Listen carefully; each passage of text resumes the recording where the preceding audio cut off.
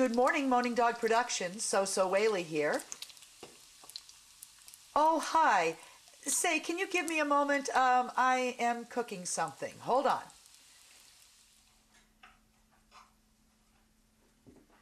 Yes, that's right. You heard me say I was cooking something. We had a terrible ice storm last night, and I couldn't go out to McDonald's, and this morning it's still pretty bad out. We're just waiting for the plows to come through. But in the meantime, because I do need to eat my breakfast, I've decided to substitute an Egg McMuffin, or a substitute Egg McMuffin. I'm going to be having egg, bacon, and English muffin. So you kind of caught me in the middle of all that. Oh, you want to know how I did during the second week of McDieting? Well, I lost 2 more pounds. Sure. I went from 141 and a half to 139 and a half yesterday morning. Yep. I was eating, McDonald's, everything off the single item. I even had a couple of heavy hits too. I did the pancakes one morning. Reset that oven there. Did the pancakes one morning, and I know I had a double quarter pounder with cheese somewhere in there. So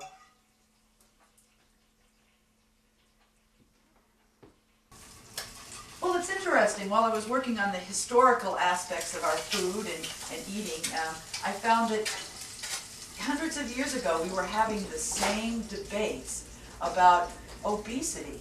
But the problem was, back then, it was fashionable, even desirable to be overweight because it was a sign of wealth. The early settlers of this country, obesity was often seen at that point as a status symbol. It meant that the person didn't work as much and was able to afford more food. So it was actually thought as a good thing to be fat. For example, Benjamin Franklin, was like the epitome of American colonial statesman. And he was almost idolized in France for his rotund stature. Well, finding food has always been difficult up until recent times. A long time ago, people even had to depend on animals to help them find their food. They've actually gone back in time and realized that it probably started about 4,000 years ago in China or in Asia somewhere.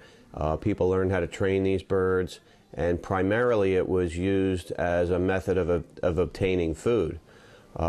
Using eagles and hawks and falcons, people were actually going out and hunting with these birds and providing food for their table. And actually, many of our food cravings and desires are driven by the primal needs of our ancestors.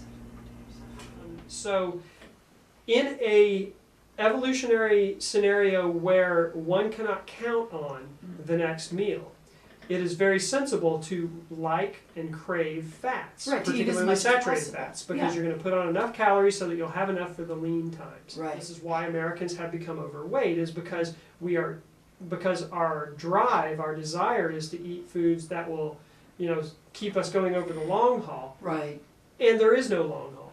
True. And so saturated fats are evolutionarily what we crave, but what we don't need in our diet. The same goes for things like sugars. Why do we like sugars? Because sugars used to indicate, well, definitely did indicate back when we were, more of the hunter and gatherer, that this is a safe food. Sugary foods tend to be non-poisonous. Oh, that's fruits. interesting. Well, my substitute Egg McMuffin sandwich is ready to eat, and I'd like to sit down and enjoy it. But before I hang up, I'd like to leave you with one tip that I found to be invaluable while McDieting, and that was to chew each bite 15 times. Oh no, it's easy, and it helps to process the food before you send it down for digestion. No, it made the food more enjoyable. I could actually taste it, and not only that, but it actually solved a problem I was starting to have with acid reflux. By processing the food, it made it easier on the stomach, and I didn't have that problem anymore. Oh, sure. No, I look forward to hearing from you again next week. And just think, I'm halfway through the diet. I've lost two more pounds. I'm doing well. It's unfortunate that I was unable to travel to McDonald's last night and this morning, but I think these are acceptable substitutions, although this Egg McMuffin probably has more calories than the McDonald's, I'm sure of it. And I'll be back at Mickey D's for lunch this afternoon. I think I'll try out one of those new honey snackers that they have, honey mustard snackers. Yeah, that sounds pretty good. Well, I hope you have a good week too. Bye.